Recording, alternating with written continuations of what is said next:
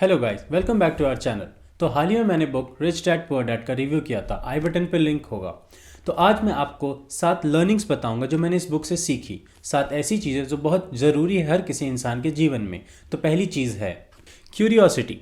तो जब ये किताब शुरू होती है हम मिलते हैं 9 साल के रॉबर्ट से, जो कि हमारे इस बुक का ऑथर है। रॉबर्ट अपने स्कूल में काफ़ी भेदभाव देखता है क्योंकि उसके स्कूल के ज़्यादातर बच्चे अमीर घर से आते थे और वो उसके साथ नहीं खेलते थे।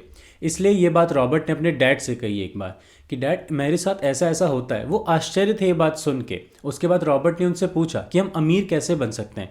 इसका जवाब उसके डैड के पास नहीं था क्योंकि वो खुद एक स्कूल के टीचर थे।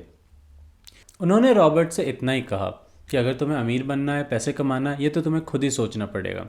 तो रॉबर्ट और उसके साथ था उसका दोस्त माइक, दोनों ने मिलकर सोचा कि अमीर लोग क्या करते हैं, बिजनेस करते हैं, तो हमें भी बिजनेस करना चाहिए। हम भी पैसा कमा सकते हैं, हम भी उनकी तरह अमीर हो जाएंगे। क्यों उन्होंने ऐसा क्यों सोचा? मेन बात तो ये है क्योंकि उनके अंदर एक जिज्ञासा थी, उनके अंदर एक क्यूरियोसिटी थी, कुछ जानने की, कुछ करने की। उन्होंने अपना एक बिजनेस ट्राई भी किया, पर 9 साल के बच्चे थे तो फेल भी हो गए। लेकिन इसी जिज्ञासा में रॉबर्ट मिला अपने मेंटर, अपने रिच डैड से, जिन्होंने उसकी ज़िंदगी ही पलट दी। उन्होंने रॉबर्ट को टैक्सेस के बारे में सिखाया, अमीर लोग कैसे पैसा बनाते हैं ये सिखाया, और कुछ लोग अपने ऊपर लाइबिलिटी लेके कैसे अपने आप को गिरा देते हैं, डुबा देते हैं, ये भी उनको उनके रिच डैड ने सिखाया। इसी तरह की जिज्ञासा हम सबके जीवन में होनी चाहिए। जिज्ञासा हमको जीवन में आगे बढ़ने के लिए प्रोत्साहित करता रहता है।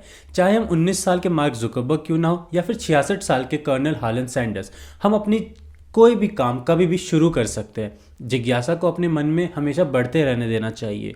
एल्बर्ट आइंस्टाइन ने भी कहा था, क्यूरियोसिटी बुरी चीज़ नहीं है, क्योंकि वो एग्जिस्ट करती है, उसका एक रीज़न है।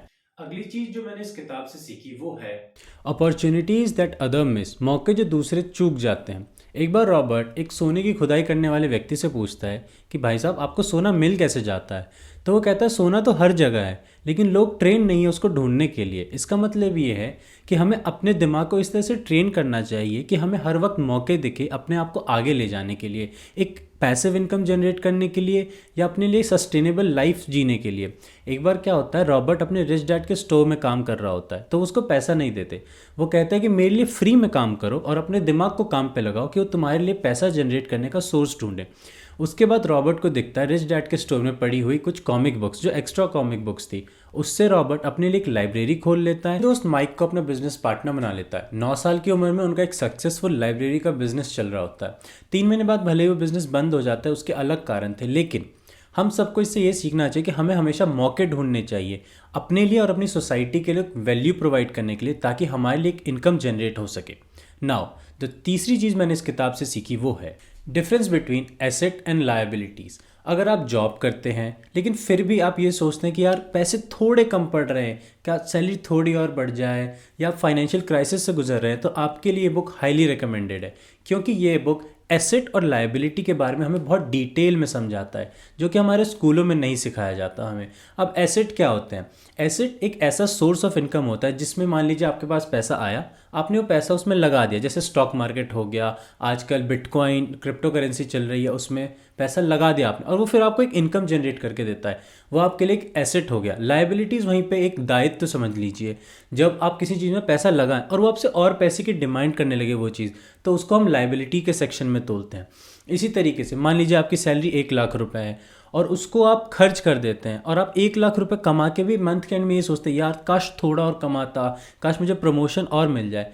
तो इसका मतलब ये है कि जो इंसानी दिमाग है वो ये सोचता है कि बस थोड़ा और पैसा मिल जाए और मैं खुश रहूँगा, लेकिन ऐसा होता नहीं है। मान लीजिए सैलरी 1 लाख से 1.5 लाख हो जाए, फिर भी आपके खर्चे उस तरीके से बढ़ जाएंगे, आप इतना फालतू खर्च करेंगे कि आपके पास फिर पैसा नहीं बचेगा। इसीलिए इन सब चीज़ों को, अपने खर्च को संभालने के लिए, अगर आपको सही में समझना है कि मैं कैसे अपने पैसों को बचा सकूं, उनको बढ़ा सकूं, तो आपको ये किताब बहुत अच्छे से पढ़नी चाहिए, क्योंकि इस विषय में किताब बहुत अच्छे से आपको जानकारी देती है।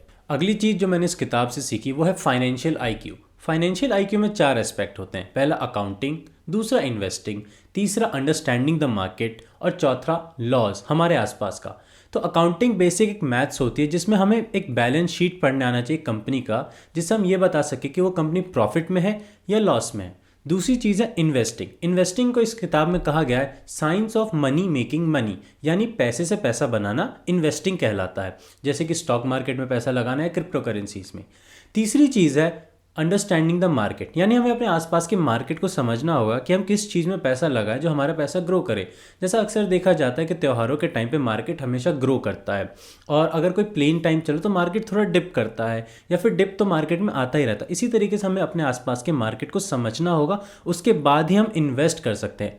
उसके बाद आता है हमारे आसपास का लॉ, हमारी कंट्री का लॉ क्या है कि क्या हमें रिबेट मिलेगा किसी पर्टिकुलर स्टॉक में या बॉन्ड में पैसा लगाने से। इस चीज़ को समझ के ही हम अपनी एक फाइनेंशियल आईक्यू डेवलप कर सकते हैं और अपने पैसे को बढ़ा सकते हैं। अगली चीज़ जो मैंने इस किताब से सीखी वो है पावर ऑफ नॉलेज, यानी ज्ञान की ताकत। रिच डैड ने एक बार रॉबर्ट से कहा था, आज से 300 साल पहले जो व्यक्ति सबसे ज़्यादा ज़मीन होल्ड करता था, यानी जिसके पास लैंड पावर ज़्यादा थी, उसको हम पावरफुल कहते थे। उसके बाद आया इंडस्ट्रियल टाइम, जिस बंदे के पास सबसे ज़्यादा इंडस्ट्रीज़ हुआ करती थी वो पावरफुल कहलाता था।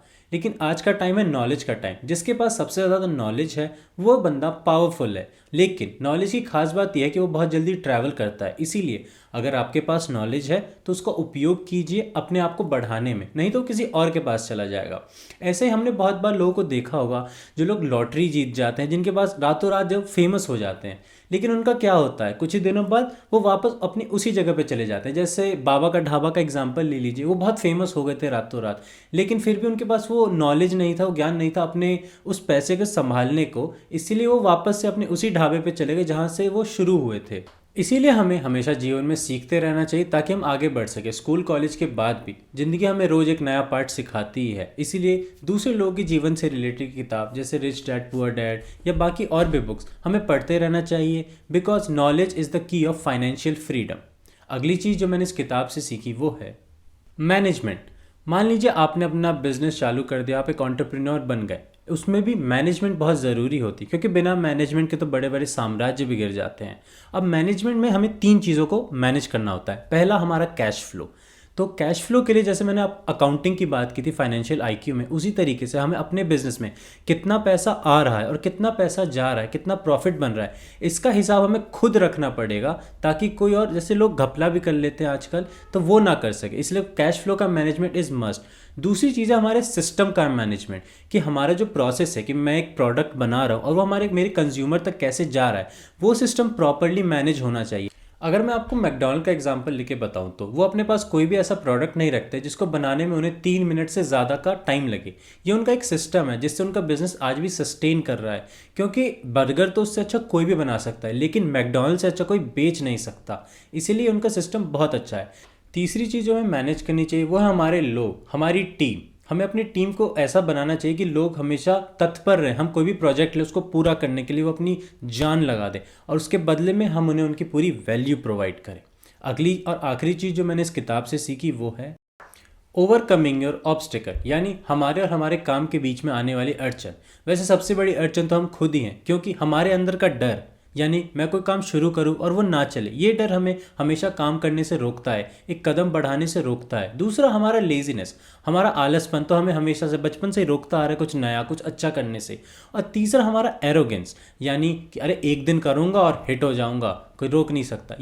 इन तीनों चीज़ों से हमेशा हमें आगे बढ़ते रहना चाहिए, क्योंकि अब कोई भी रोनाल्डो या मेसी तो एक दिन में बनेगा नहीं, उसके लिए सालों साल की मेहनत लगती है, तब जाके आप इतना अचीव कर पाते हो अपने जीवन में। कोई भी इलॉन मस्क जैसा तो बनेगा नहीं, कितनी किताबें पढ़ी है उन्होंने या फिर कितना टाइम दिया अपने काम के प्रति उन्होंने, तब जाके वो आज इतना इतना मुकाम हासिल कर पाए। इसी तरीके से मुझे, आपको, हम सबको अपने जीवन में हमेशा काम करते रहना चाहिए, अपने लेजीनेस को, अपने डर को कंट्रोल में रखना चाहिए कि वो हमें आगे बढ़ने से ना रोक सके। इसी के साथ मैं इस वीडियो को एंड करता हूँ। अगर पसंद आया तो एक लाइक कर दीजिएगा, कोई सुझाव हो तो कमेंट कर दीजिएगा, एंड सब्सक्राइब भी करिएगा। Thank you.